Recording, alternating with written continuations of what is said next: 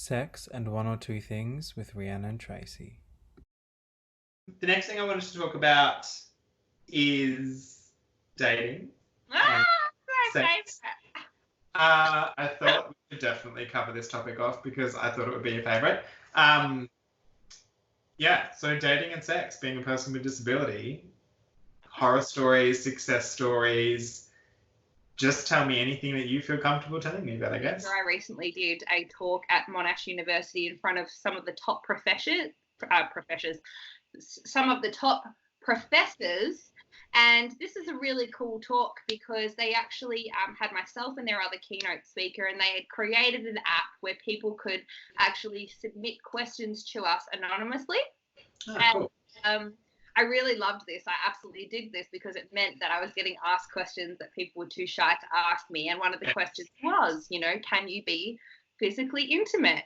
And I'm the type of person that when I get in the element, if you haven't noticed already, I just and one of the things about me is that I started horse riding after I had my injury. So my answer to that question was, can you be physically intimate? Can you have sex? And my answer was, well, I've just spent the last 30 minutes talking about how I can ride a horse. So yeah, and I had the whole room in fits because that is not something that anyone expected to come out of my mouth, I don't play anything down anymore. I don't sugarcoat anything, and that comes to those conversations with, potential partners or significant others. I had a conversation with a guy that I met on Tinder the other day who's now one of my best mates, and we've been intimate, but in amongst that intimacy, he had no idea that I used catheters. Yeah, there you go. I was like, well, this is how I pee and blah, blah, blah, blah, blah. And that's it. Making sure everyone's comfortable to be honest is probably the first best step. And then being honest is then second next best step. Because if you feel confident enough and comfortable enough to be honest about it, it just eradicates awkwardness.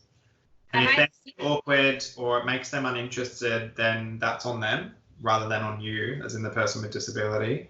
Well, put it this way, it's definitely harder to have a one-night stand. Especially for me. At least you can stand. I can't do the standing part. It gets easier and more exciting as you go. But, it's a whole new ball game. It's a whole new... It's the same with everyone. It's just like you're just communicating about different things. Like communication is key in all relationships, whether it's just a one-night stand intimate relationship or whether it's like a full-on relationship or you're getting married. Like communication is key, I believe, for all relationships. So it's just the same. It's the same with people with disability. It's different things. I think you can probably back me up when I say this too. You also learn that intimacy is so much more than just the physical as well, because obviously things are altered and things have changed. Like when you have an injury like this, you learn so much about your body. You do. So much. And things change and different areas become nicer and other ones just are like non-existent, and you work it out. If you're willing to explore, you work it out and you'll have a good time. So yeah. The best person to do that exploring is yourself. So anyone who's watching this nearly injured, get it happening. Get onto it.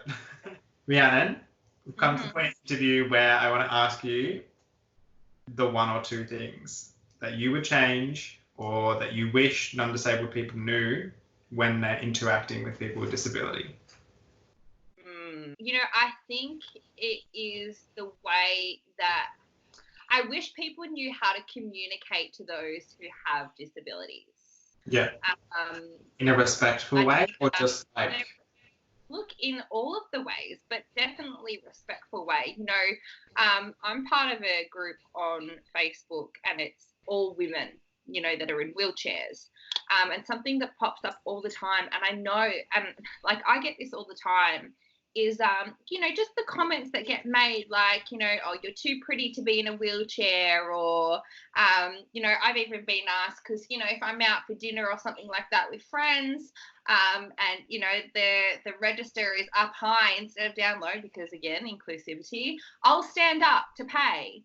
And, just the comments like, oh, you don't even need that chair. Things like that. It's a cute joke that's like, and I do need it. Yeah, I do Does need it. so much stuff. Yeah, that is something that really gets to me. Like, I just hate hearing those comments because I just think, oh, you know what? Nobody's too beautiful to dive in the wrong end of a swimming pool. Nobody's too beautiful to be thrown out of a car. Like, come on, this is ridiculous. But also, it's like, it's sort of like the comment, there's like an underlying thing that they're sort of alluding to, that it's like they're saying the wheelchair detracts from your beauty, and it's like, no, that's not how that works. Yeah. Yeah, absolutely. And it's just shit. Yeah. What can I say? It's just shit, but it is what it is. And we're working towards a better future, aren't we? We are, indeed. Is there anything else that you wish they did differently, or?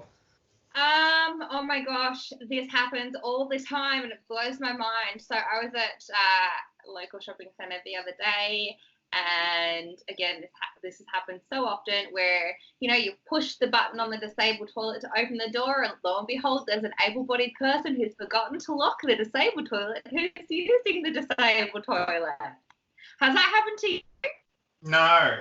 Oh But my that's God! kind of fucking hilarious. It's like instant karma. It is, but it's like, I Get reckon out.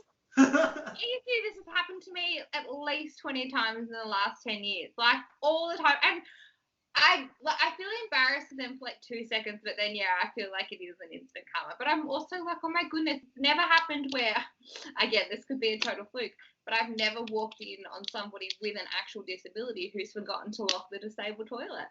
No, because they know what to do with the door usually.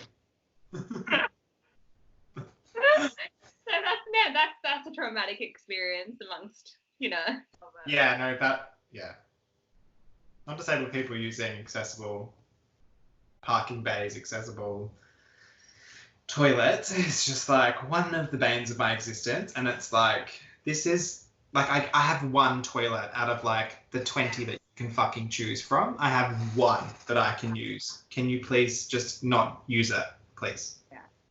Another thing that is a bit of a negative too, and this again happens to me quite often, is people's perception of disability as well. Yeah. So, and this is something that I do want to touch on. Again, like I said, I walk around to the back of my car, and the abuse that I cop all the time for parking in disabled spots. Like, I've actually even had a full-blown verbal argument with a father who had a car full of children.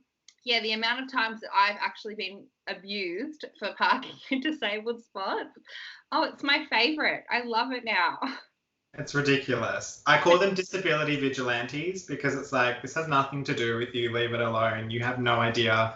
There is such thing called invisible impairment. So it's like, that person can probably still desperately need that spot. And just because you can't visibly like see that yourself doesn't mean that they don't like have, one, the permit to use it, or two, the right to use it. So yeah, disability vigilantes can go in the bin.